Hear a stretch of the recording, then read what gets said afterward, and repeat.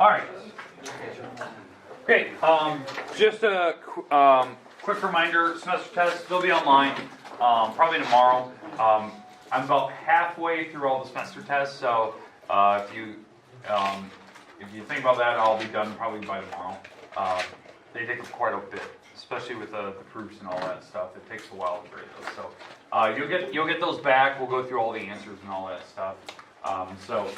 Just make sure if you haven't turned in your practice guide for that, you turn that in. That'll be entered.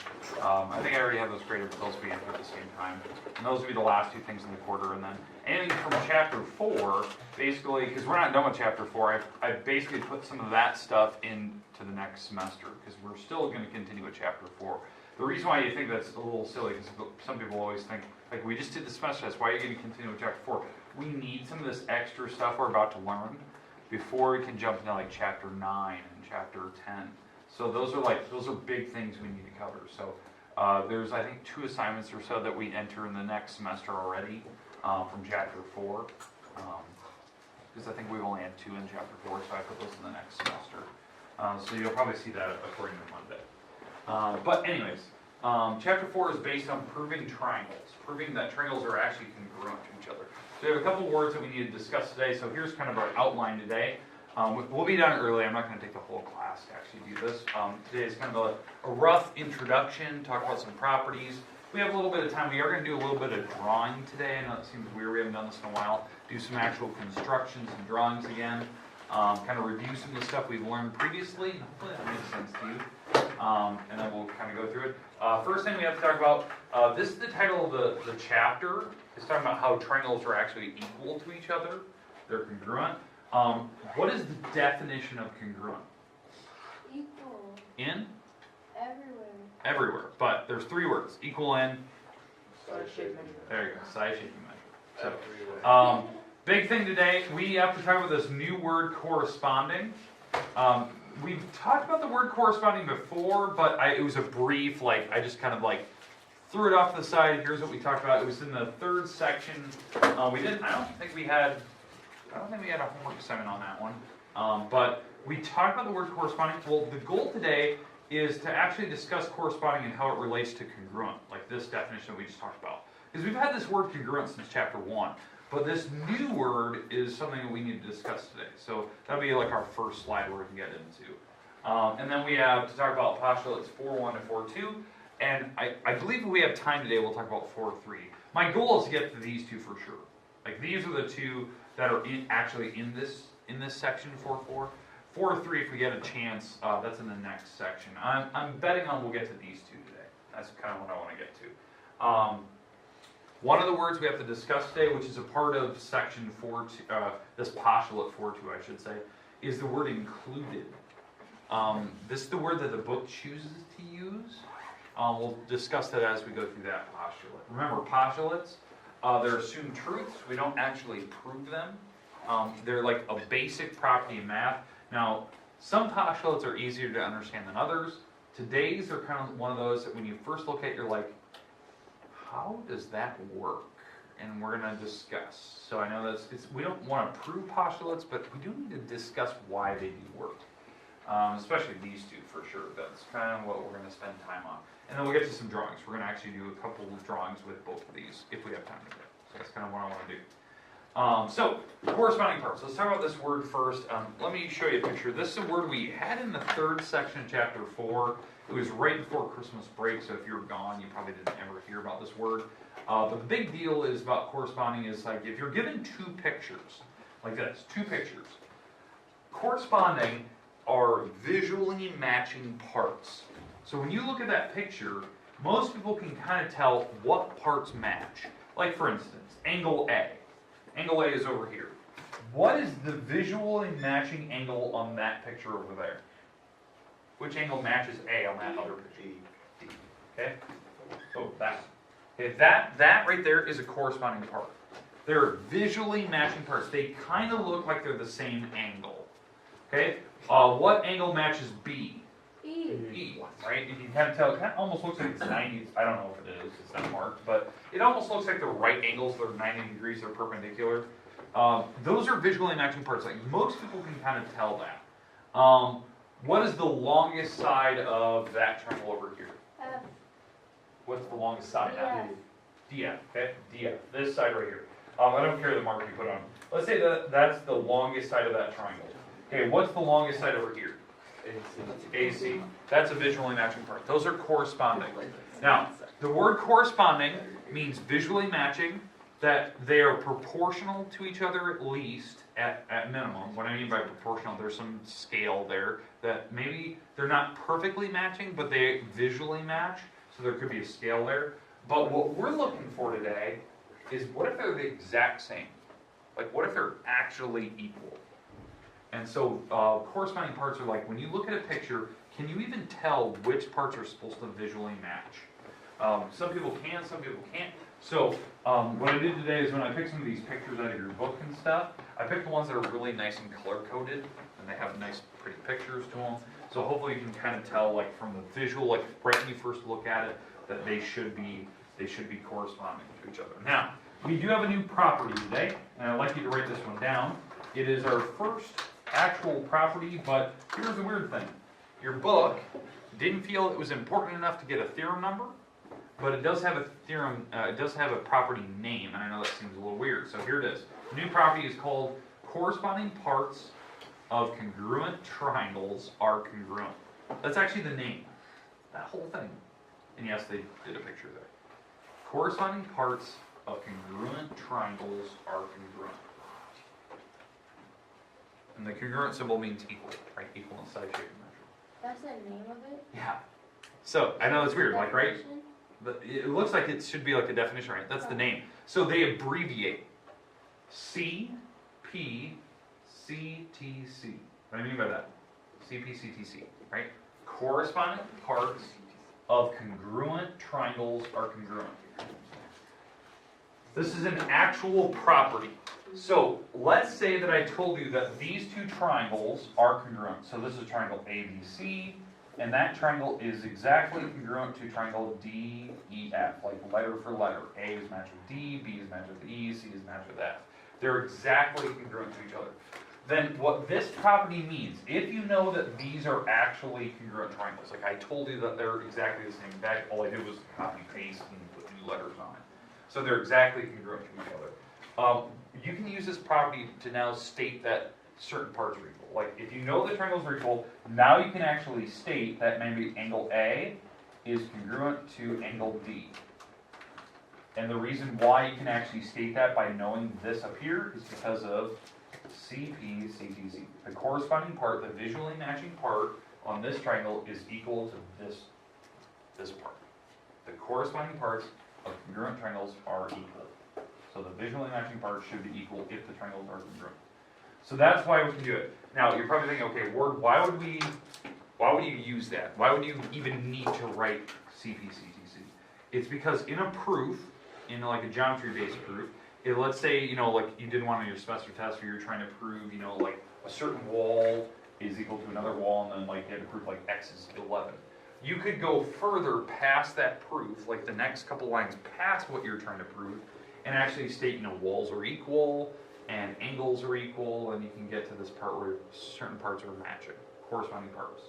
So we're gonna look at this later. So like my goal is like next week is to show you how to use this in a geometry proof. Something very, very simple, you know, very easy. Like I'm not gonna make any difficult problems. It's just like, how can we use this to go further? So that's what we're gonna be looking at, okay? And this is important, like we need to know these properties so that we can get to like the trig functions and all that I want to go into, okay? Before we take the maths test and all that good stuff, okay? All right, well that's our first property. Does everyone have that written down? Okay, Cpctc, corresponding parts of congruent triangles are congruent. And actually, when I read it in a proof, this is what I use. I use a little abbreviation. Now, the book, I know this seems weird, like, it looks like that is supposed to be a definition, but it's actually the property name. The book throws this at the end of the chapter, like after a couple of homework problems, like, oh, hey, this is a new property, but they don't actually put it in the main section where you read, like, the paragraphs. They just throw it at the end of the homework, and it's after one of the homework problems. This is a really important property in mathematics and geometry. Knowing that if pictures are equal, then everything about them is the same. Okay, so that's kind of tying into word corresponding with congruent. So that's what I want to talk about. Now today, I want to introduce two postulates. So first postulate today, or one. We'll get to the name. There is a name to it. So the name, I'll put this up last. So if you want to leave a blank next to the postulate number, it's fine. Goal is to give you the words, and then we'll get to what it means, and then we'll attempt to draw this today. Okay, so it's got a couple things. So if 3 sides of one triangle are congruent to 3 sides of another triangle, then the triangles are congruent. So what I talked about earlier is like, you guys even said it. When you're trying to prove that things are congruent to each other, right? Congruent, you said that everything is equal. Like, I think even Mullins, you said like, everything about them is the same. Like, they're exactly equal to each other. And what I said, it was size, shape, and measure. Right? But what this postulate first introduces, is that you don't need to show that all 6 parts of a triangle match for the triangles to actually be exactly congruent to each other, where nothing is different. What this postulate is saying is that I need a bare minimum. I don't need to prove, if I show you pictures here in a second, I don't need to have every single thing marked on the triangle.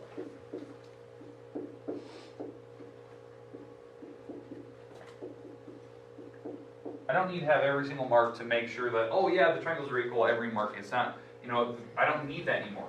This is starting the process of showing you what is the bare minimum that you need. So on a triangle, you need a bare minimum. Instead of marking all 6 parts, this one says I only need to mark 3 things. And what are the 3 things that I need to have marked on 2 pictures? What do I need to have marked? 3 sides. 3 sides. If the 3 sides are perfectly marked from one triangle to the other triangle, if they have the same exact markers, then everything about the triangles are the same. So in fact, let me give you a picture here. So if I give you a picture of triangles, and these, I pulled these out of your book. So if the 3 walls are marked like that, perfectly, where you can actually like visually tell, like this wall right here has a single marker that's matched with that wall, the double marker wall is matched with that one, the triple marker wall is marked with this one. If the 3 walls are marked on one triangle to the other, then they're equal triangles. So if the triangles are equal, then they have the exact same footprint. Like, what I mean by that is that their area is the same, their perimeter is the same, and more importantly, every angle is also the same. So this angle right here is exactly the same angle as this one down here. The reason why, this angle, since the triangles are congruent to each other, then all their corresponding parts have to match. Cpctc. Corresponding parts of congruent triangles. If the triangles are congruent, then everything about them is congruent. So including the angles. So this is talking about bare minimum. I need 3 walls. So the name of this postulate is a little silly, but they call it the SSS postulate. SSS. Okay, what it stands for? Side, side, side. Kind of seems really weird, but side, side, side. So if the 3 sides of a triangle match 3 sides of another, then the triangles are congruent. I believe the book, your textbook, other than calling it, SSS postulate, which they do, they refer to it, I think in the beginning of the chapter, as side, side, side congruence. That's what they call it. Now again, this only works for triangles, so don't think that this works for every picture, every volume. It only works for triangles. But that's bare minimum. So if the 3 walls match, I can like rotate this thing around in a certain way, like flip it, rotate it, and it'll eventually like overlap right on top of this one. And they'll be the exact same footprint, which I think is kind of crazy that it works. Now the goal today was to show you that it does work. Like if you copy the 3 walls, and you put them in the same spots, like the angles automatically match. So I do want to show you this. So in fact, I'm going to turn on the light so we can draw this here. Okay? All right. Okay. So if you're doing a construction, let me grab my compass here and that's straight edge. I grabbed it when I went back. Okay. All right. So the goal here is to show you that if I copy one triangle and I copy that to a new spot on a picture, that they're actually going to be the exact same triangle. So so let me show you how this works. I'm going to copy the triangle that they have on the board here, just to show you this. To show you how you can do this with a straight edge without a ruler. Okay? Alright, so here's my triangle. I can call it whatever letters I want. Let me get rid of the picture now. Okay, so I'm going to copy this triangle to a new spot and show you that when I just copy the wall lengths, not angles, but just the walls, that the angles in the corners still match. And so in fact, just to start with, I am going to talk about what the three angles are. I'm actually going to measure them to begin with, just to show you that it will be the same in the very, very end. Okay, so this angle is about 50 degrees when I measured it. This angle up here, if I measure one of the walls, that's about 80 degrees. About 80. So now if you do the math, you can figure that out. But this last one should be, what, 50 again? Yeah. Okay. So the angles are 50, 50, and 180. Now, the only reason I'm marking that is so that when I actually copy the wall lengths to the other side, like I'm going to put it somewhere else, let's call this A, B, and C, that when I just copy the wall lengths, the angles actually stay the same, which is really weird for some people. So how you actually copy the wall lengths, you draw a random stick somewhere else on your page. So drew a wall somewhere else. I don't even care. I just want to make sure that this wall is about the same length as that one. Now, how I actually copy it is I take I take my compass. I take the compass and you mark it.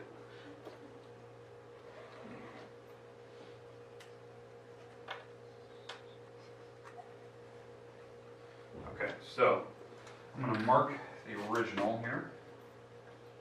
Okay, it's about that long. Come over here. It's about that long, so I don't need this extra piece. Okay, so there's the first wall. So this is the AC wall. I'm going to copy this next wall here, which is A to B. Go up here, go A to B. And this seems a little weird the way I'm doing that. Copy the AC wall. Copy the AC wall.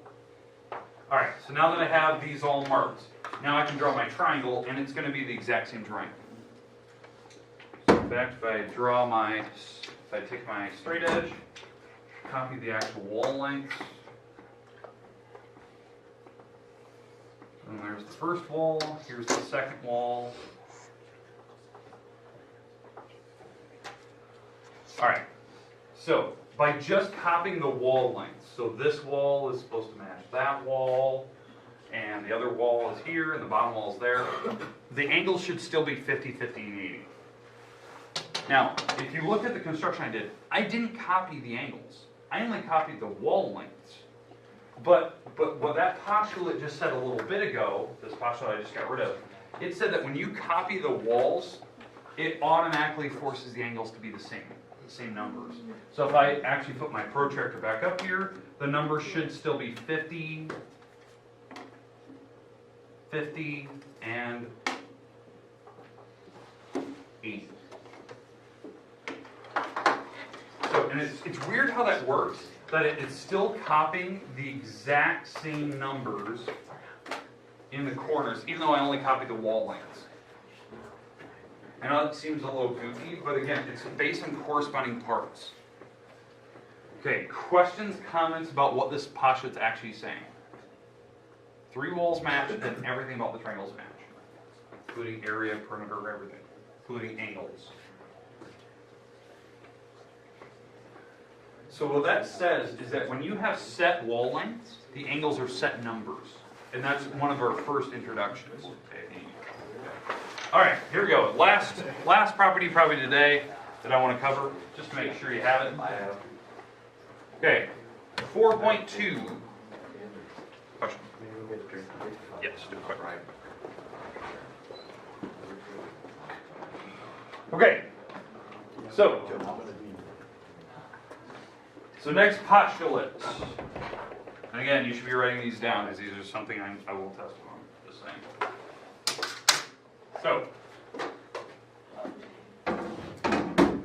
all right, so 4.2, again, it does have a name, so it's our new postulate. Okay, now this one has a new bare minimum. Instead of having the 3 walls match, well, this one says, if 2 sides and an included angle, and I'll explain this word included here in a little bit. So if 2 sides and an included angle of one triangle are congruent to 2 sides and an included angle of another triangle, then the triangles are congruent. So I'll let you copy that down, and then we'll discuss what this one's saying. And again, these are free game for a test. These are definitely going to be vocab terms on the next chapter test we take.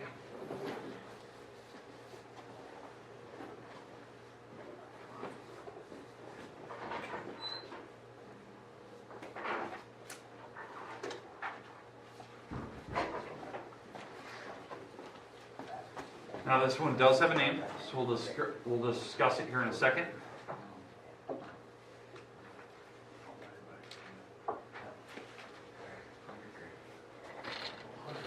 So I'll let you copy this down. You should be writing this down, Jack. I'm not the only one that's not doing that. You're the only one not facing the board either. Jack.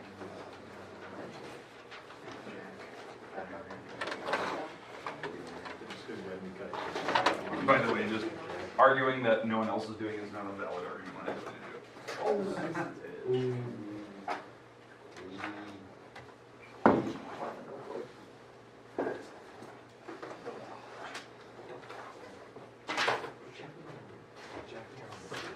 Two sides and included angle of one triangle are congruent to 2 sides and included angle of another triangle.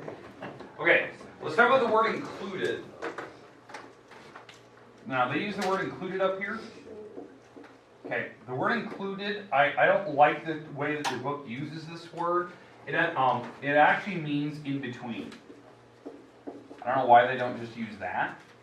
The word included means to be in between 2 objects. So if they're saying 2 sides and the included angle, that means the angle's in between the 2 walls you picked. So, well, that was quick. Yeah. Thank you, Mr. Day. They messed it up. Oh. Fair enough. So 2 sides and included angle of one triangle are congruent to 2 sides and included angle of another triangle. So and remember, the word included means to be in between. So I need 2 sides and an angle.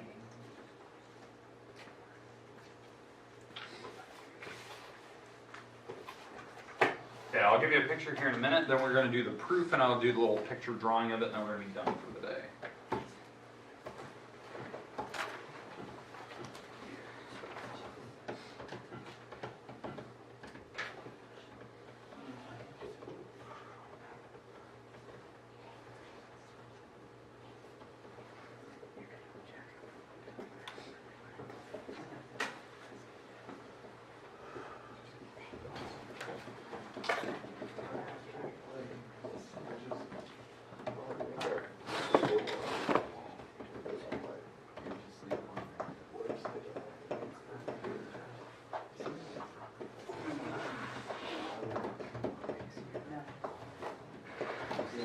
Try to make sure you write these down.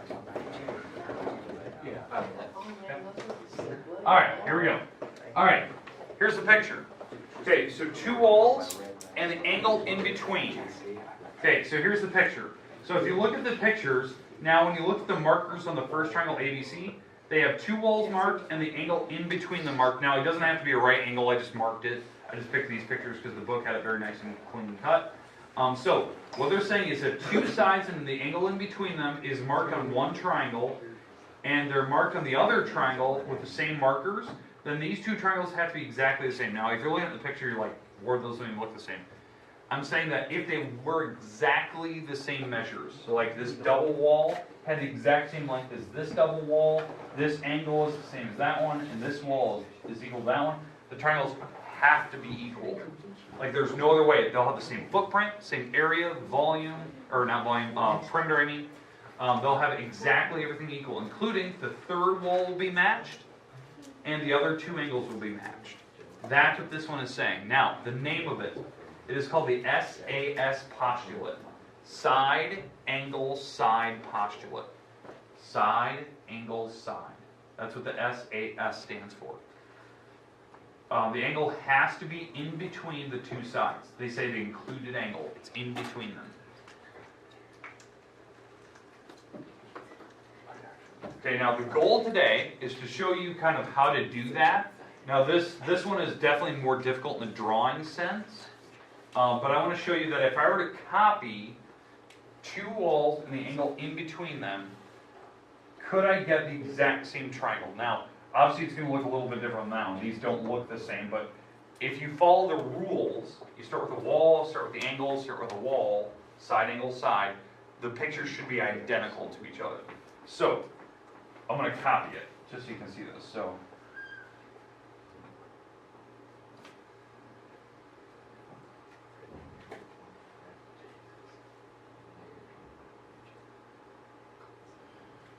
okay.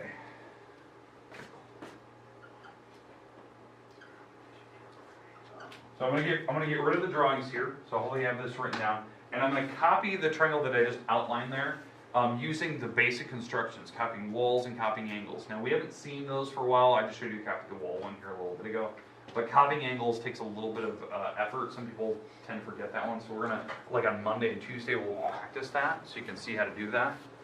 But let me turn on the lights here, and let's copy this one. Okay. So let me get rid of the drawing here, and I'm going to show you that if I copy the walls and the angle in between them, we should be fine. So, get rid of this. Okay. So the goal is I'm going to copy this wall here, the angle, and the wall. I'll mark them differently. And if I put that in a new location, it should be the exact same picture. Like it should have the same wall lengths, should have the same angle measures, and it should be insanely close. Now again, I'm going to freehand draw this for the most part. But you'll see that they do look almost identical, because I'm going to try to draw this as fast as I can. Alright, so here's my wall. It has to be obviously bigger than that one. I'll use this as my endpoint. So the first step, I'm going to copy the bottom wall. I'll start there. So I'm going to copy this bottom wall in length. Alright, that looks about right. Over here, mark that, so I don't need this excess piece. Okay, so that's the bottom wall copy. Now I'm going to copy the angle. So how you copy angles, if you don't remember, you make an arc on the original drawing. You go over here to the new one, you make the same arc. You measure where the arc actually hit. You measure where the arcs actually hit. You go over here to the new picture. You mark that. And then you draw that final wall where we'll measure it. So let me draw this final wall here, put it in green.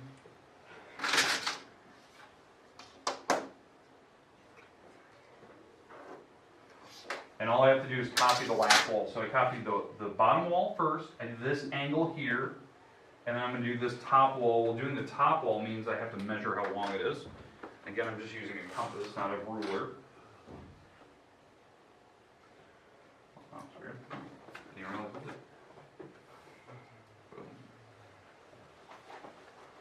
And now when I draw this final wall, because this should be the same length as that one now, because I measured it. Now the final wall should be the same length. And this will force the two triangles to be equal to each other. So here we go, going to the final walls here. There you go. The triangles should be exactly congruent, because if I follow the same markers, side marker, angle marker, and side marker, side angle side, the postulate says that the triangle should be exactly equal. So the third walls should be the same. Now again, I freehand drew most of that, but that's about 40. So the third wall does match. Angle-wise, let's check the last two angles. The last two angles here, this angle is about 35-ish. This angle is 35-ish. Okay. This angle up here is about 60-ish. This one's about 60-ish. So, just copying the three markers correctly in order The postulate says the triangles have to be the same. So, and again, they're postulates. We don't prove them, but I did want to show you that it does work. That just doing basic instructions, you can force the two triangles to be exactly equal. Now again, I didn't copy every wall. I didn't copy every angle. I only did 3 parts, bare minimum of 3, and it forces the pictures to be the exact same picture. Okay. Today, hopefully you have the 2 theorems written down, or postulates I mean, 2 postulates written down. We're going to use these as we go through the chapter. You will want to know the postulate number for right now and the name. The name will be the most important thing when we get to later chapters, like SSS or SAS, like this one. So make sure you have those written down. Does anyone need any of the previous 2 that I had? Anyone need this one or the previous one? Okay, done for the day. So make sure you have them written down. We're done. Okay, and again, this weekend, check the grade book over the weekend. I'll enter your semester test. And probably Monday, we'll go over the test scores and we'll see them. It's like 42.